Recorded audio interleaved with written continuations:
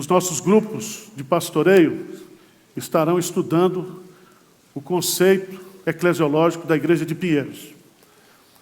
Se você não faz parte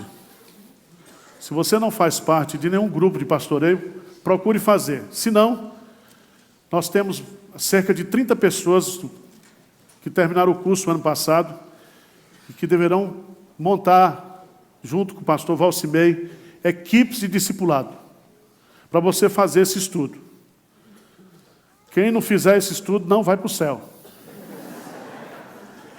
Você tem que saber o que é a Igreja de Pinheiros e o que é que você está fazendo aqui. Não adianta a gente ter uma igreja cheia como nós estamos aqui, se você não estiver envolvido na igreja. Então nós temos que ser uma igreja participativa. E eu quero dar uma palavra hoje para a liderança, para os presbíteros, para você que está aqui. Porque chega uma hora na vida da igreja que é tempo de marchar, que é tempo de avançar. O que Deus está fazendo na Igreja de Pinheiros nesses últimos anos são milagres. E se nós não entendermos o que está acontecendo e aproveitarmos esse momento para aceitarmos os desafios de Deus, Deus vai tirar daqui e dar para outro. Eu fico imaginando, nós temos aqui classe de escola dominical, tem 4 professores. Não precisa, basta um. Vamos pegar esses 3 e botar aí para abrir escola dominical em outro lugar. Nós precisamos expandir, nós estamos vivendo um momento, Deus está mostrando para a gente, o nosso departamento infantil está lá entupido, criança em cima de criança, está chegando as crianças. E aí nós vamos ter que congelar, botar no freezer, descongelar e entregar para o pai. Como é que nós vamos fazer? Então eu quero dar uma palavra de encorajamento, irmãos, aqui hoje, porque se nós, como igreja, não vivermos os milagres de Deus, não basta você ouvir falar de milagre, você tem que fazer parte do milagre. Êxodo capítulo 14, a partir do versículo 15. Eu gostaria de fazer um desafio para vocês, para ver se a gente compra esse galpão até o mês de maio. Diz amém aí, por favor. Amém. Ou então, você não quer, se tem misericórdia de mim, fala aí. Se você não quer participar, não tem problema. Se tem misericórdia de mim. Nós precisamos mandar missionários para a Europa, irmãos. A Europa precisa da Espanha, nós vamos ordenar o Josafá, mandar ele para a Europa. Lá para a Espanha. Ele já está comprando um apartamento lá. Pede emprestado, tá? A chave para ele ir para lá, não tem problema. Vamos ler aqui, Êxodo 14. O que diz a partir do versículo 15? Vamos ler juntos o versículo 15 comigo, o que diz? Disse o Senhor a Moisés: por que clamas a mim? Dize aos filhos de Israel que marchem. Presta atenção. Deus está dizendo para os filhos de Israel. Quem são os filhos de Israel aqui? A nação, a igreja. Quem vai atravessar o Mar Vermelho não é Moisés, que ele podia ir de jet ski, podia ir de barco. E aqui há uma palavra de Deus para mim e para você. Deus quer que nós marchemos. E o Mar Vermelho, para nós, é o crescimento da igreja hoje. Nós estamos diante de oportunidades. Na segunda-feira passada, nós tínhamos mais de 1.500 pessoas assistindo aqui, participando do culto. As pessoas estão vindo. As pessoas estão necessitadas. E eu posso me acomodar e dizer, não estou preocupado com isso. Não precisa vir, vai embora. Não, pelo contrário, nós temos que entender que Deus está nos dando a oportunidade de abençoarmos as pessoas com o ensino da palavra de Deus, com a pregação fiel das Escrituras, com aconselhamento, com um trabalho pastoral. Nós temos que cuidar das pessoas. Vocês conhecem a história aqui? Disse o Senhor a Moisés, porque clama a mim, diz aos filhos de Israel que marche. E para nós marcharmos, a primeira coisa que os irmãos presbíteros, diáconos, liderança da igreja têm que entender, é que Deus, ou o povo de Deus, marcha sobre a fé da liderança. Moisés, não é hora de orar. Porque a oração é constante, orai sem cessar. Mas quando você usa a oração para dizer assim, eu não vou avançar, vou orar. Moisés está dizendo, Deus está dizendo, para de orar, é hora de avançar. Nós temos que arrumar os 25 milhões para comprar o galpão, ou outro espaço, ou qualquer outro espaço. É hora de avançar. Mas veja bem, que Deus, Ele faz os seus milagres usando a liderança. A igreja é o que a sua liderança é. Se nós tivermos presbíteros incrédulos, a igreja vai ser incrédula. Se nós tivermos presbíteros medrosos, a igreja vai ser medrosa. Se nós tivermos liderança incrédula, a igreja vai ser incrédula. Não tem jeito, irmãos. Veja no texto, versículo 16, o que é que Deus diz para Moisés? E tu, levanta o teu bordão, estende a mão sobre o mar e divide-o, para que os filhos de Israel passem pelo meio do mar em seco. Então veja bem que Deus está dando a oportunidade para Moisés. Moisés, lidera o processo. Toma a decisão. Pega aquilo que você tem na mão. Você precisa dar o primeiro passo. Foi assim lá no Rio Jordão. Josué chamou os sacerdotes, os anciãos, e eles foram à frente, colocaram a arca no meio do Jordão, e o mar se abriu, o rio se abriu. E aqui é a mesma coisa. Quem tem que dar a primeira oferta são os presbíteros, os diáconos, todo mundo, os professores de escola dominical. Irmãos, Deus está dando essa oportunidade para a gente de avançar. E esse avanço vai através da instrumentalidade da sua liderança. Veja lá no versículo 31 do capítulo 14, o que é que diz aí? E viu Israel o grande poder que o Senhor exercitara contra os egípcios. E o povo temeu ao Senhor e confiou no Senhor e em Moisés o quê?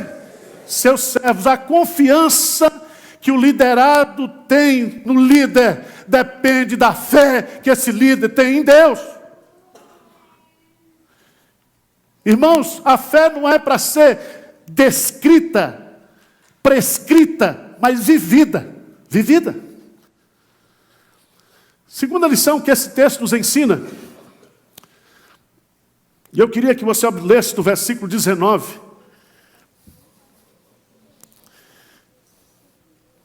Os milagres de Deus, eles são experimentados, primeiro pela fé dos líderes.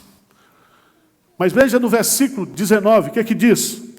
Então, o anjo de Deus, que ia adiante do exército de Israel, se retirou e passou para trás deles.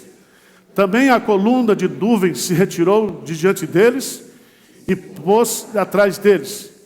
E ia entre o campo dos egípcios e o campo de Israel. A nuvem era escuridade para aqueles, e para esses o quê? Esclarecia a noite. De maneira que em toda a noite, este e aqueles não puderam o quê? Aproximar-se. Irmãos, Deus está conosco. Quando Deus diz marche, Ele usa a sua liderança, mas Ele marcha conosco. Marcha conosco. E aqui, a presença de Deus na vida da igreja, dirigindo a sua igreja, ela só é entendida e compreendida para quem é da igreja. Para aquele que não é da igreja, ele não entende. Não entende. O que é luz para nós é trevas para o mundo. O mesmo mar que se abriu para Israel passar, aquele milagre foi experimentado. Aquilo foi milagre para o povo de Deus, mas foi juízo para os egípcios. O mesmo mar que se abriu como milagre de Deus, foi o mesmo mar que fechou para matar os exércitos egípcios. Nós temos que avançar, irmãos. A pornografia tem avançado, o pecado tem avançado, a iniquidade tem avançado. E nós vamos ficar assistindo isso, ou nós vamos para cima, ou nós vamos para frente.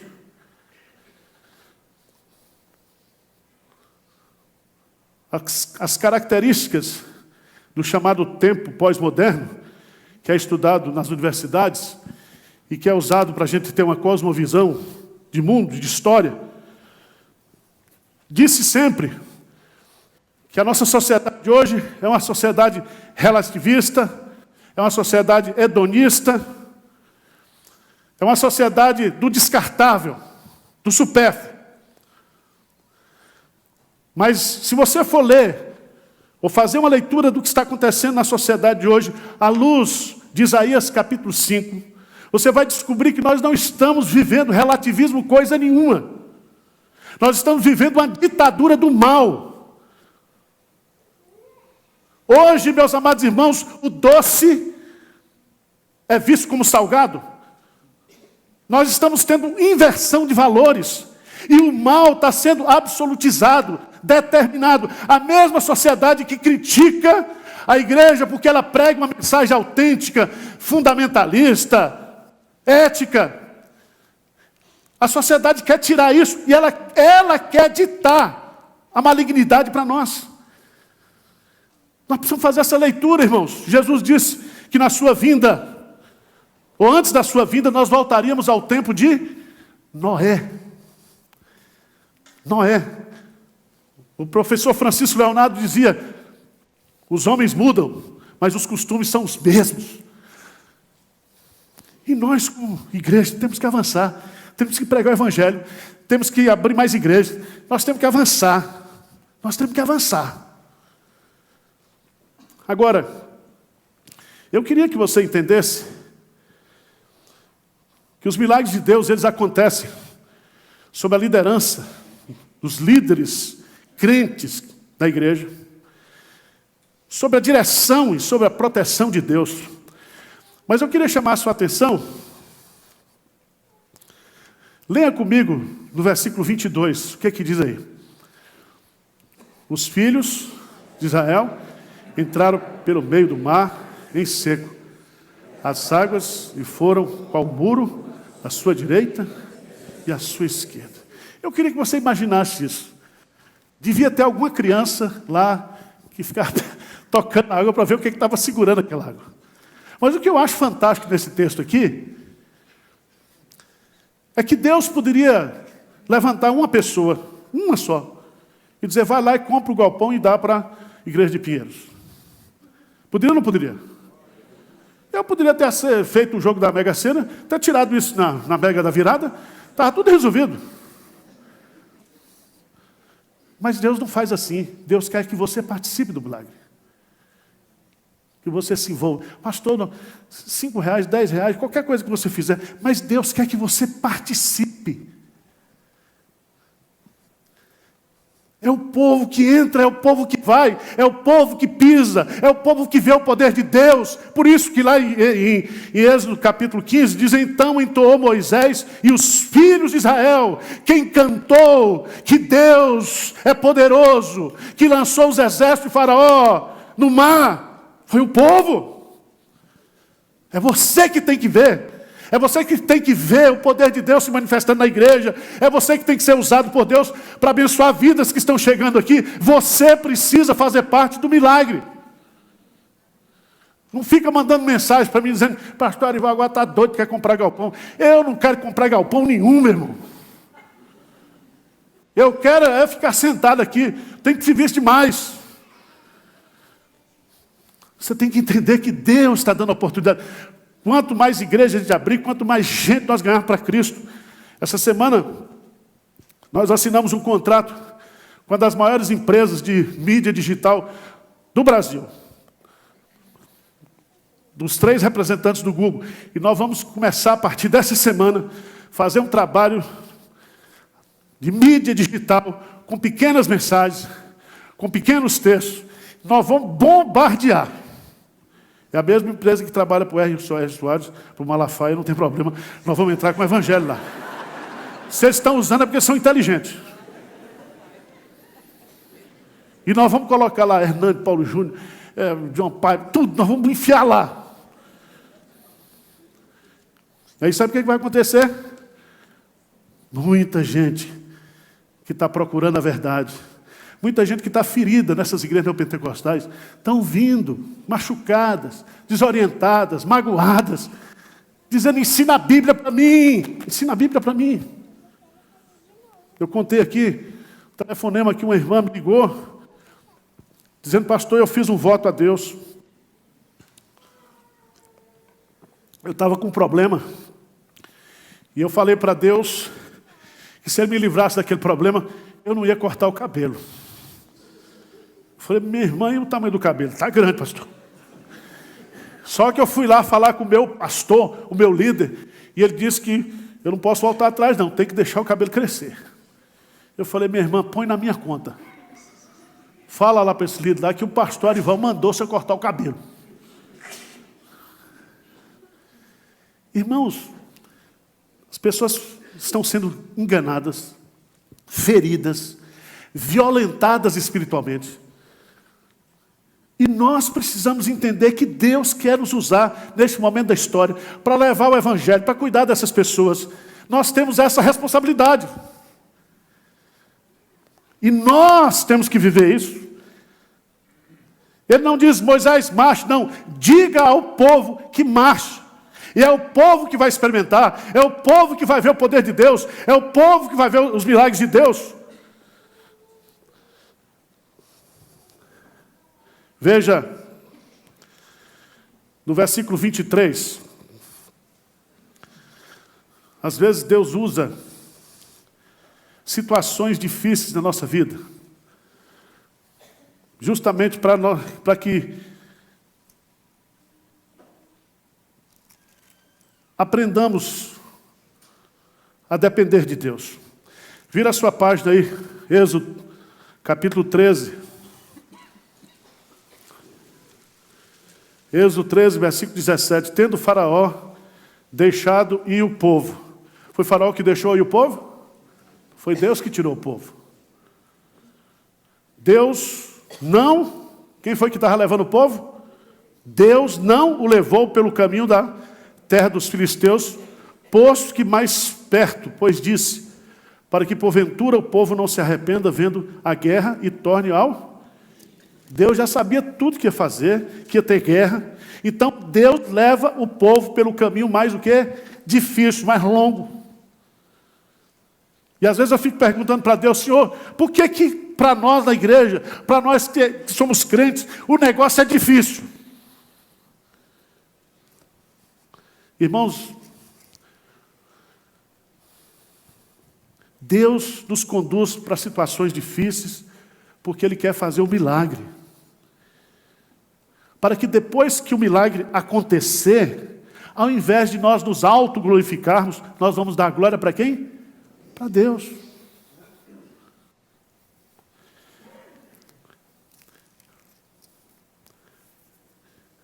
O Mar Vermelho, que a gente visitou lá, um mar sem muita expressão, sem muita significância, mas era um grande obstáculo. E Deus queria mostrar o seu poder. E veja no versículo 30, do capítulo 14, diz assim, assim o Senhor livrou Israel naquele dia da mão dos egípcios. Israel viu os egípcios mortos na praia do mar. E viu Israel o grande poder que o Senhor exercitara contra o quê? Os egípcios. Quem foi que viu o poder? O povo. O povo. Às vezes a gente canta, né? Eu quero ver a glória do Senhor hoje aqui. Você não canta isso?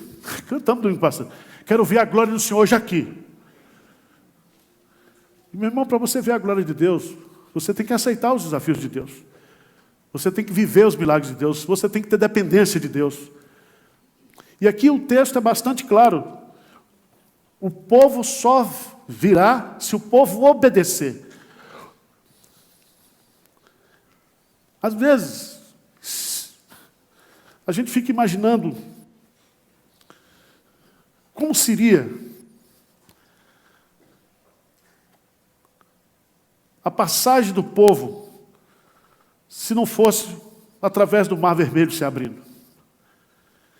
E aqui tem um detalhe muito interessante, é que o mar se abriu, o povo foi passando. Num determinado momento, os exércitos de Faraó, eles entram, e onde o povo ia passando, Deus ia fechando. Mas onde o povo... Então o mar ficou dividido, uma parte, um grupo a pé seco, e outra parte morrendo do lado de cá. Isso só seria possível como? Pela intervenção, o quê? De Deus. Pela intervenção de Deus. E eu quero deixar essa palavra para a igreja hoje de manhã, principalmente para você que veio aqui, às vezes só vem no culto das 11. Dá uma palavra para a nossa mocidade, para os nossos adolescentes, para os nossos líderes. Temos que avançar. Temos que ver a manifestação do poder de Deus através de vidas sendo transformadas, igrejas sendo plantadas, pessoas sendo salvas, missionários sendo enviados. Irmãos, nós estamos à margem do Mar Vermelho. Ou a gente vai, ou a gente volta para o Egito, vai morrer na praia, ou Deus vai matar essa geração. Deus está dando-nos uma oportunidade como igreja, como povo de Deus em São Paulo, para nós escrevermos, ou para Deus escrever um novo capítulo da história de forma diferente, de forma abençoadora. Esse cântico de Moisés, ele é repetido. E eu queria que você lesse Êxodo capítulo 15, versículo 2. Moisés compôs esse hino, mas não foi Moisés que cantou. Quem cantou foram os filhos de Israel. Diz assim: o Senhor é a minha força e o meu cântico. Ele me foi por salvação. Este é o meu Deus. Portanto, eu o louvarei. Ele é o Deus de meu Pai. Por isso, o exaltarei. Abra sua Bíblia no Salmo 118. Salmo 118.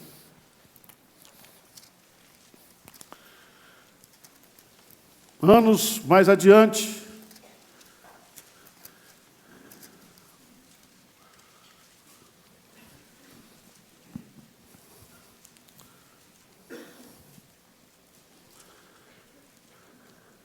Davi vai cantar, vai compor a alegria dos justos pelo Salvador. E eu queria que você grifasse o versículo 8 do Salmo 118, porque esse versículo 8 do Salmo 118 é o versículo central da Bíblia. Ele é o versículo que divide a Bíblia no meio. Versículos e capítulos. E aí veja o que diz o versículo 8. Melhor é buscar refúgio do que confiar. Melhor é buscar refúgio do Senhor do que confiar em príncipes. Verso 9. Todas as nações me cercaram, mas em nome do Senhor as destruiu. Cercaram-me de todos os lados, mas o nome do Senhor as destruiu. Como abelhas me cercaram, porém como fogo em espinhos foram queimados, em nome do Senhor as destruí. Empurraram-me violentamente para me fazer cair, porém o Senhor me amparou. Agora leia comigo versos 14 e 15, o que diz aí? O Senhor é a minha força e o meu cântico, porque Ele me salvou. Nas tendas do justo, a voz de júbilo e de salvação. A destra do Senhor faz proezas. O Salmo 118, ele foi composto baseado naquilo que os filhos de Israel cantaram em Êxodo capítulo 15. Essa verdade de depender de Deus, de confiar em Deus e de avançar em obediência a Deus, é uma nota que está presente em todas as páginas da Bíblia, em todas as gerações, irmãos. E eu quero deixar essa palavra de desafio para os irmãos. Diga ao povo que marche. É hora de marchar. A liderança tem que dar exemplo de fé. Deus está com a gente. Ele vai conduzindo a gente. Ele vai dirigindo a nossa vida. E Ele está conosco. Na hora que a gente resolve marchar, o milagre vai acontecer. O mar vai se abrir. As águas serão sustentadas. E aquilo que é bênção para o povo de Deus é juízo para o ímpio. Irmãos, quando a igreja cresce, quando igrejas são plantadas, quando missionários são enviados, é como se a igreja de Deus estivesse prevalecendo sobre o império das trevas. É vitória para o povo de Deus e derrota para os exércitos, o quê? Inimigos. E aí, eu creio que nós ficaremos marcados e nós poderemos marcar as futuras gerações, deixando um legado de fé, de confiança, de uma geração que confiou em Deus, que dependeu de Deus e que viu o grande poder de Deus sendo manifesto. Amém?